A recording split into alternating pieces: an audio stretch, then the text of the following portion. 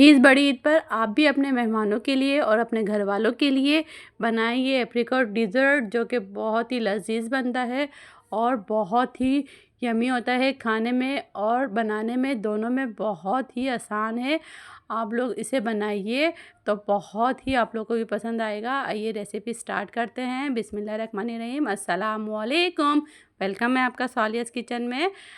Apricot dessert बनाने के लिए मैंने 1 पाव एप्रिकॉट यानी कि खुबानी ली है। ड्राई खुबानी जो होती है वो ली है। इसको वॉश कर लिया है और इसको भिगो के रख दिया है। पूरी रात भिगोया तो देखें अब ये ऐसी हो गई है इसकी शक्ल। अब ये बिल्कुल सॉफ्ट हो गई है। पहले ये कड़क होती है, जब ड्राई होती है पूरी रात भिगोते हैं तो इस तरह से सॉफ्ट हो जाती है। इस तरह से हमें इसके सीड निकाल लेने हैं। मैंने तमाम एप्रिकॉट्स के सीड निकाल लिए हैं इस तरह से। ये देखें, अब ये देखें बीज सारे निकाल चुकी हूँ मैं। और अब के काम को आसान करने के लिए हम क्या करेंगे, हम ये जो एप्रिकॉट्स है, ये खुबानी है, इनको जूसर में डालकर इसको हम पीस लेंगे। इससे ये होगा कि हमारे जल्दी से पक जाएगी ये खुबानी का मीठा। चाहे तो वैसे भी पका सकते हैं लेकिन वो थोड़ा टाइम टेकिंग होता है, तो हमें टाइम की बचत के लिए हम इस तरह से इसको पीस लेंगे ताकि इसका एक पेस्ता बन जाए। फिर हम इसको एक फ्राई पैन में या किसी भी पैन में आपने बनाना हो उसमें डाल देंगे। अब हमें इसमें कुछ भी डालने की ज़रूरत नहीं है, जस्ट इसको ऐसे ही हम पकने देंगे। इसको पकने में थोड़ा टाइम लगेगा लेकिन ये पक जाएगा। इसके अंदर हमें कुछ भी नहीं डालना। अगर आपकी खुबानी आप चख के देख लीजिएगा, खुबानी थोड़ी सी खट्टी खटास की तरफ जा रही हो, वैसे तो ये मीठी होती है, तो थोड़ी सी आप 2-3 चम्मच जितनी चीनी डाल सकते हैं। मैंने इसमें कुछ नहीं डाला था। अब मैंने क्या किया है, इसका कस्टर्ड तैयार करने के लिए 1 किलो दूध लिया है। इसमें 1/3 कप जो है मैं चीनी का शामिल करूँगी। हम इसमें चीनी शामिल करेंगे 1/3 कप और इसको अच्छी तरीके से मिक्स करेंगे।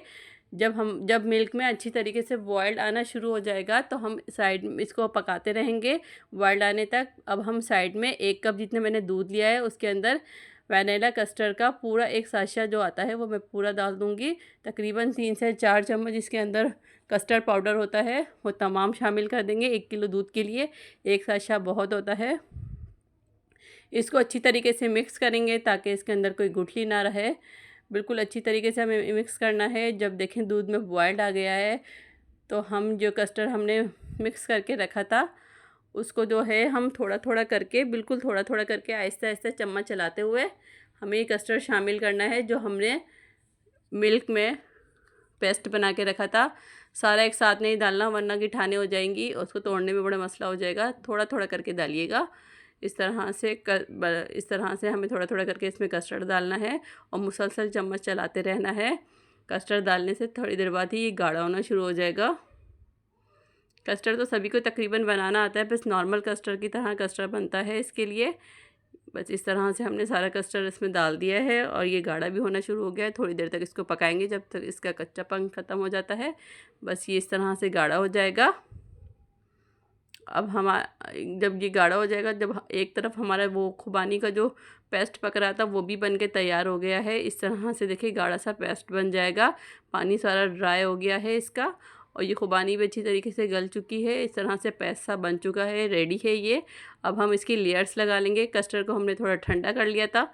जब ये ठंडा हो जाएगा तो हम इस तरह से किसी भी आपको बर्तन में, जिस बर्तन में भी आपने बनाना हो, इस तरह से हम इसके लेयर्स लगा लेंगे।